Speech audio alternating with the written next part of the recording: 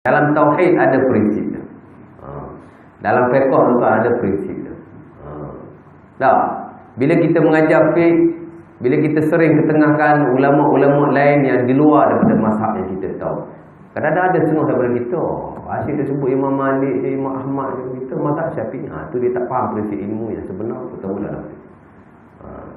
Kita berintimah pada satu-satu aliran, tapi kita tak pernah menutup pintu pada aliran lain, terutama dalam kelompok kita lah, ahli sunnah lah.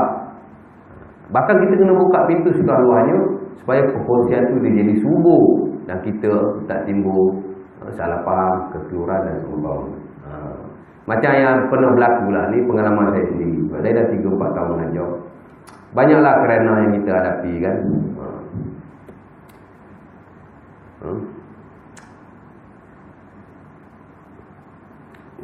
Saya pergi ada satu masjid, ni contohlah. Contoh. Saya daripada Universiti Islam Antarabangsa Malaysia. Kebetulan di masjid tu ada seorang pensyarah UAE yang mengajar juga lah. Dan pensyarah tu dia tak ada jadual yang tetap. Semua bila ada kosong, kita cubalah panggil dia. Suruh masjid tu cuba panggil dia kan. Biasalah. Suruh masjid ni kadang-kadang dia tak terus panggil bagi jadual tetap tu. Tak, dia panggil ceramah dulu sekali dua agak-agak ngam, baru dia proceed. Kalau tak ngam, tak proceed. Kan? Saya pun sama juga. Ada suruh yang tak proceed pun. Ada suruh yang dah proceed separuh jalan. Sek. Ada. Ni suruh ni pun tak tahu ni. Bila ada chance kena sek ke tak kena sek. Bukan SEX. Sex. Itu lain. Ini SECK. Sex. Itu sex. Itu lain tu sex lain. Ini sex. Kan? Pancung sama dia. Dia ngadu dengan saya. Dia kata, Ustaz, saya sebulan sekali memang mengajar di situ lah. Cuma saya tak ada jadual tetap. Dia selalu call. 2 tahun juga saya mengajar situ. Dia cakap, Ustaz, dia kata, Ustaz UAE kan? Dia kata, saya memang ada sana. Itulah, saya ada panggil seorang ceramah ni. Tapi itulah nak minta pandangan Ustaz. Pasal dia ni banyak cakap pasal mazhab lain. Ustaz dia sebut mazhab Malik, mazhab Hambali. Banyak dia sebut yang itulah. Kadang jemaah komplain dengan kita. Keliru dia. Kan? Dia komplain saya macam tu. Lepas tu dia kata, yalah pensyarah Steve ni banyak Wahabi dia kata ni. Jadi kami buat keputusan macam nak, tak nak lah dia kan. Saya pun kata kat dia, saya kata tak ada masalah. Apa masalah? Tak ada masalah Imam Malik. Masalah dia kata. Dia tak sedar padahal di masjid dia tu pun kita kadang-kadang kan. Itu dipanggil intimah. Kita ni kata kita ni satu pengikut kepada satu golongan mazhab. Tapi sebenarnya tak semua benda yang kita buat betul-betul ikut mazhab. Kan?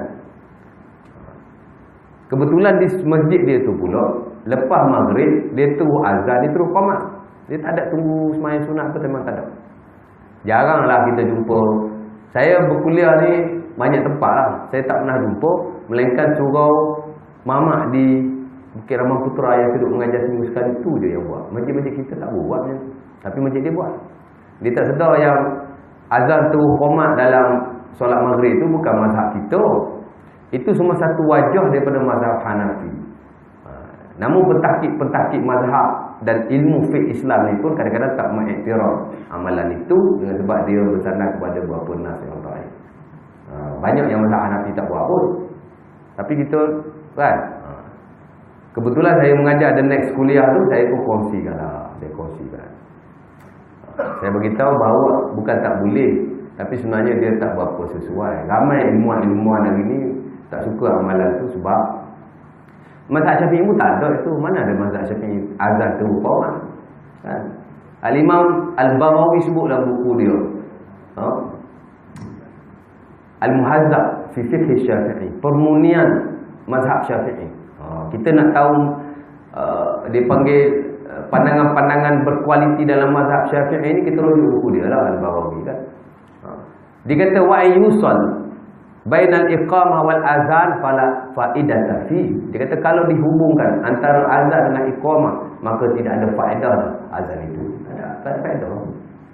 Kan? Pasal azan ni nak panggil orang kepada solat. Tiba-tiba kau panggil, kau terus sembahyang. Jadi dia kata tak ada. Lagi pula nas itu di sisi kita dhaif tak? Memang sepakat ulama. Jadi saya urai benda tu je.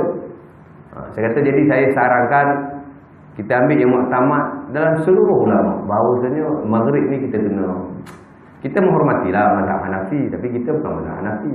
Kita buat mazhab lain, lepas tu kita nak berbangga dengan Syafi'i kita. Macam mana? Saya beritahu kita sarang. Sebab orang hari ni kadang-kadang tak sempat kan. Jadi apa salahnya? Kita azab, sembahyang sunat, rengkap, lepas tu kita rekam bagi ruang. Nama mazhab Syafi'i memang macam tu.